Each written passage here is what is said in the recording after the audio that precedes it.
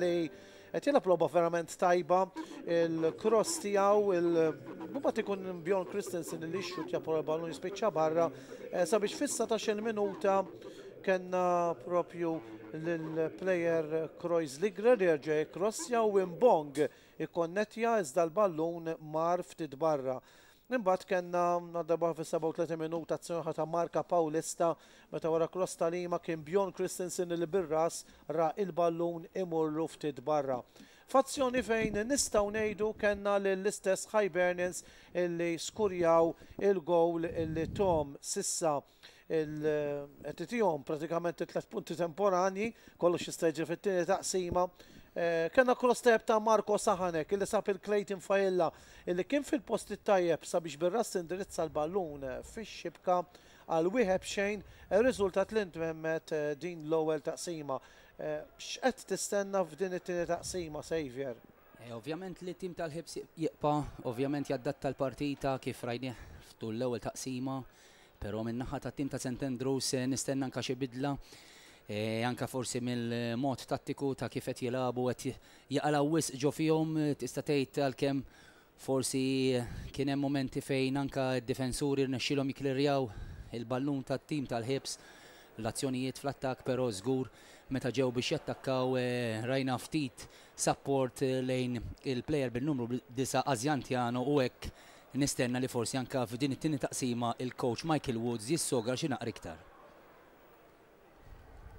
Nistennew naraw żgur f'din il-partita fejn Hibernians mistennija jiġbru 3 punti issa li jinsabu fil-vantaġġ żgur li fit-tim tok kellna propju l-istess Mark Miller li menfasizza żgur il-fatt li jridu jieħdu 3 punti, jridu jibqgħu forsi iżidu aktar id-dosa tal-attakk, iżidu aktar il-prestazzjoni li kienet tajba però mhux eċċellenti ta' Hibernians min-naħa tiegħu Michael Woods jidher li baqa' iżhom l-istess tattika prudenti b'tanozjan li jibqa' l-uniku plejer offensiv. Ovvjament forsi jibqa' jittama li kemm ir-riżultat ta' 1-0 jippruvaw isibu dak il-gowl li saħansidra jġibu il-draw minnu tim ta' St Andrews u anke jippruvaw jerbħu xi ħaġa mill-partita, però nemmen li ħatkun diffiċli għal fatt li kif ġarri markajna wkoll it-tranzizzjoni pożittiva ma tantx kienet ta' suċċess min-naħa l-oħra tim tal-ħibs qed jalaq anke l-ispazji sew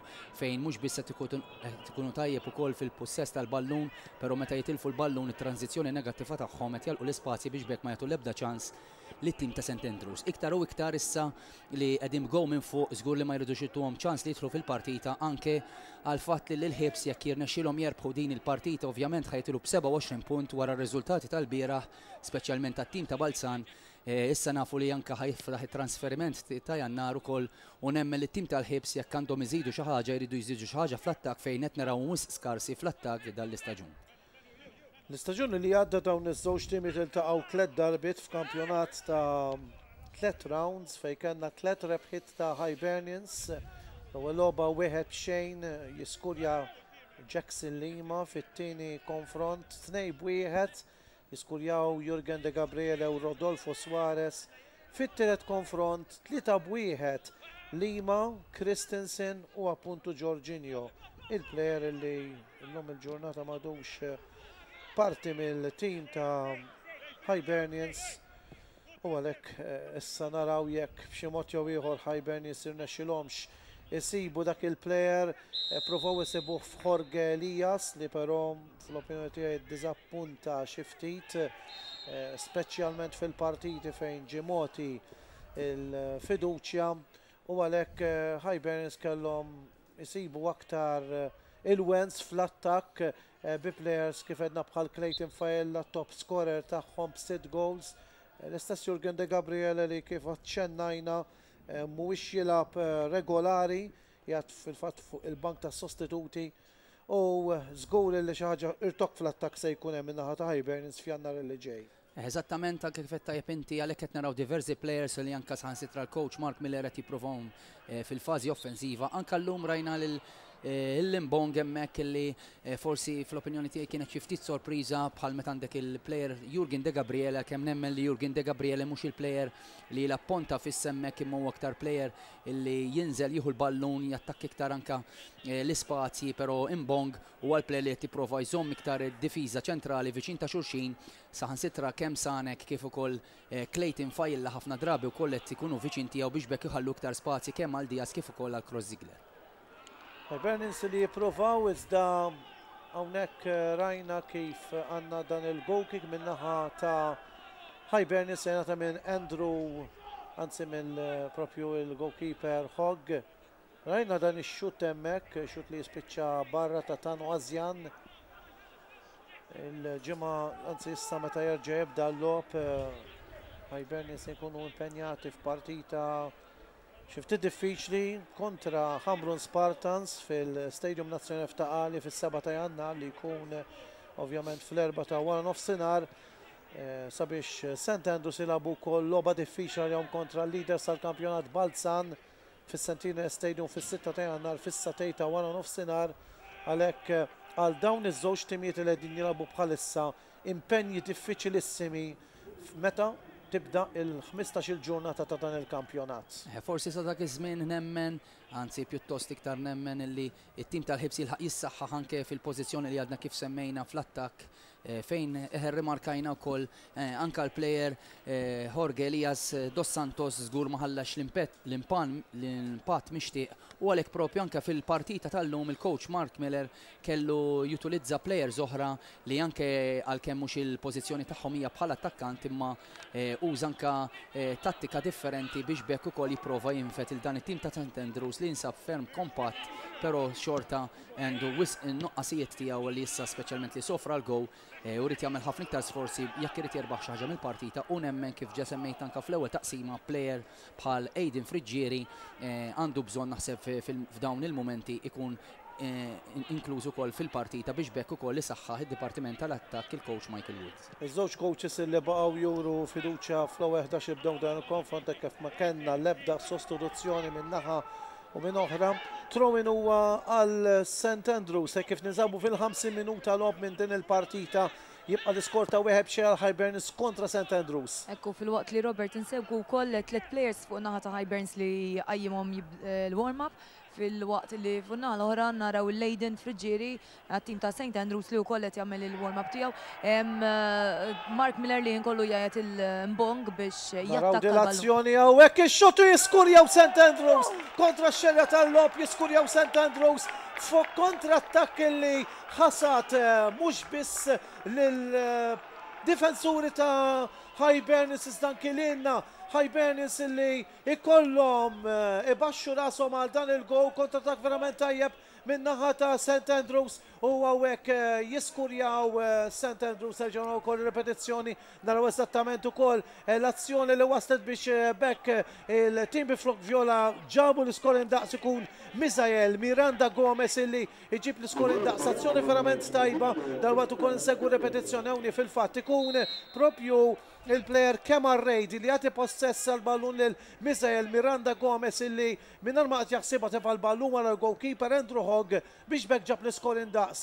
Savior ma konniex edin nistennew bla dubju l-qas Hibernians reazzjoni qawwija. Eżattament naħseb hemmhekk fejn żbaljaw fid-difiża deru li kienu wisq ixxamplati anke kif għalqu l-ispazji l-ewwel il-plejer bin-numru 14 Kemar Reid li kien wisq ixxamplat għadda wisq hemmhekk fejn ħallew l-ispazji biex anke dan il-plejer irnexxielu jiffiltra dak il-ballun lil Miranda Gomez fej anke qabad fuq saqaj waħda l-plejer tat-tim ta' Hibs li kellu partita pożittiva fl-ewwel taqsima nirreferi għal Kroos-Ziegler hemmhekk u saħansitra anke forsi der Andrew Hogg li der li forsi seta' jilqa' l-ballun miss il-ballun però l-ballun baqa' dejt tista' tgħid malli missu minn taħtu hemmhekk biex bekk fetaħ l-iskor ovvjament inħasdu t-tim tal-Hibs u naħseb issa rridu naraw reazzjoni min-naħa tat-tim tal-Hibs biex saħansitra wkoll jerġa' jipprova jmur fil-vantaġġ però żgur li issa t-tim ta' St Andrews ħajla iktar l-ispazji u naraw ukoll se tkun ir-reazzjoni min-naħa tal-coach Mark Miller wara ovvjament dan il-gow maħsud min-naħa tat-tim ta' St Andrews. Joanna. Ekku, ovvjament reazzjoni tajba ta' St. Andrews minnaħa ta' Mark Miller għawek dizappuntat ferm olla l-flix kien kolla fil-fatt il-bottles għawek li kellhom b'xot qawwi. Ovvjament kien ilu jgħidilhom biex jalqu tajjeb fin-naħa l-oħra Michael Woods konna din nisimaw ukoll jitkellem anke fuq l-attak ta' St. Andrews, ġifieri reazzjoni tajba f'għonna allura kont qed ngħidilkom li Hibernians għandhom il-plejers bħalissa jiwarmjaw u kif ukoll Aiden Friġġieri li wkoll għadu qed jagħmel xi ftit ġiri qabel forsi naraw xi sostituzzjoni.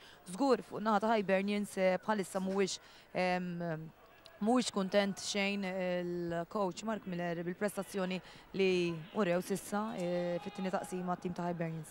Bla dubju li jekk eventwalment jiġi inkluż Aiden Friġġieri ser ikun moment kif naraw il St. Andrews li issa ħadu l-ruħ, ħadu l-konfidenza, xaġa li fl-ewwel taqsima kienu ferm niqsim minna u issa ser tkun logħba fejn Hibernians irdu verament joqogħdu attenti li ma jaqalawx gowli ieħor jisofru s-sorpriża min-naħa tat-tim Vjola.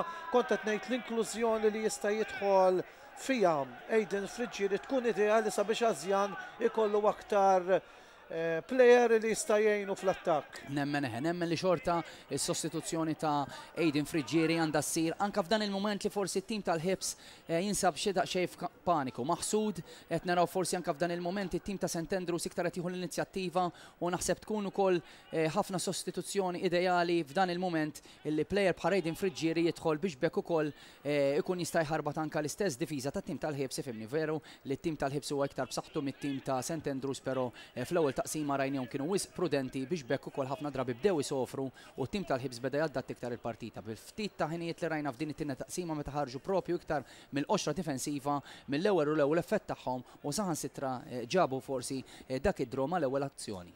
Kif tinbidel il-partita wara taqsima fejn St. Andrews jaqilgħu fit-tieni taqsima fl-uniku ċans ta' deb nistgħu ngħidu kellna l-Tano Asjan li fl-ewwel taqsima xeħet u iżda fl-uniku ċans ta' deb akkostigaw mod tajjeb Miżejl Miranda Gomez sab il-ballun ferm tajjeb u ħoggaw hekk hemm maħsud. Kienu maħsudin anki id-difensuri ta' Hibernians ma stennewx kif propju fil-veloċità u forsi kienu xxamplati kienu rilassati eżattament. U hemm fejn hemmhekk fejn żbaljaw forsi ħasbu li ħajkollhom l-istess andament tal-partita fl-ewwel taqsima. Il-coach Michael Woods bla dubju ħeġġeġ iktar il-plejers biex anke saħansitra jkunu ta' support kif fil-fatt qed naraw anke l-istess plejer li kien protagonista anzi saħansitra kien propju l-goal scorer ta' tim ta' St. Andrews Miranda Gomez li tkun ħafna iktar viċin issa tal-plejer Tano Asjan li fl-ewwel taqsima tista' tgħid rajnih iżolat waħdu u ftit kienet ikollu support minn sħabu. St. Andrews dan huwa 12 gowl li skurjaw f'dan il-kampjonat Premier minn naħa ta' Hibernians u maqalaw 8 gowl tagħhom. Propju f'dan il-kampjonat Hibernians li issa tellaw total ta' 21 gowl favur u 8 kontra St. Andrews. 12 gowl favur, 31 gowl kontra kif Malart plejer ta' St. Andrews rinexxielu wkoll jirkupra Adrian Borch li għamel li seta sabiex jilimita d-danni sissa ir-raġuni tikun Michael Woods kif għalep il-partita ta' taħt fuq.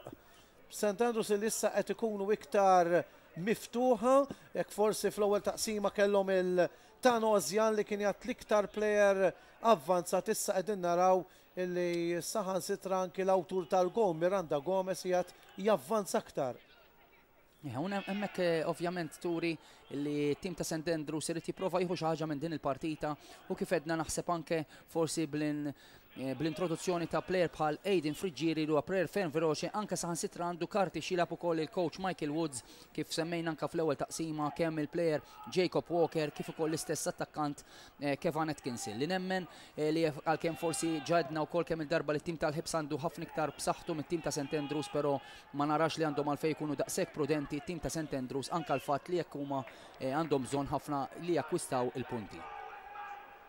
L-oħra 3 players edin jamlu warming up għal Hibernians, edin naraw l-Jurgen De Gabriele, Johan Bezzina u Marco Antonio Morgan Figlio. Min jaf minnom ser ikun qed jidħol propju għal sostituzzjoni li jista' jħejji Mark Miller fil-minuti li ġejjin. Xaġa li tibda żgur Mark Miller anke minħabba l-fatt li inklużjoni kif għal tajjeb Xavier ta' Jurgen de Gabriele Stein ukoll sabiex Hibernians xinhom isibu dak il-gowl. Huwa imperattiv it-3 punti għal Hibernians, però nosservaw din il-partit għandna faul u ser ikun tieni karta safra propju dan il-ħin Penja Beltre li waqqa lil Jack